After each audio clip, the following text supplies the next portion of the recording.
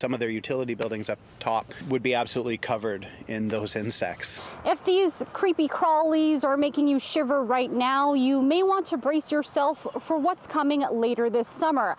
Western Hemlock Looper moths and their larvae are hungry right now, and experts warn swarms of them could be coming to BC in just weeks.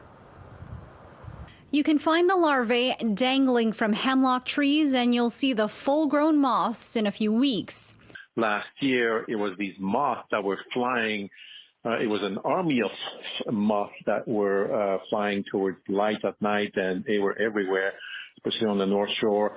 And these moths would have laid eggs on those trees, and now these eggs have hatched, and now we have these little larvae that are hungry, and they're basically feeding on the foliage. Richard Hamlin says the outbreak hasn't spread to other parts of BC, but it could with more dry summers and heat waves. And it makes for a pretty graphic video, but it's not going to hurt or damage anything except for the local foliage. Pest Control Solutions is getting calls from homeowners and says there's not much people can do but close windows and turn off patio lights.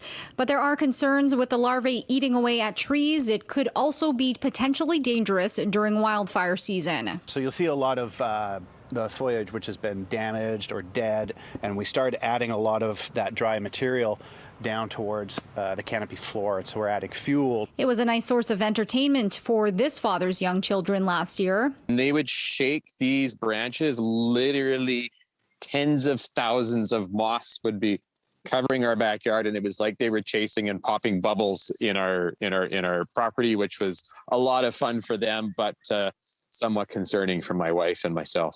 He says don't panic and use pesticides. You'll kill the moths and surrounding trees. So for what may look like a pending horror scene, you just have to wait it out. What you can usually expect is about 1 to 3 years of it being pretty annoying, and then we'll probably get about a decade break before that actually occurs again. In North Vancouver, Crystal Laderas, City News.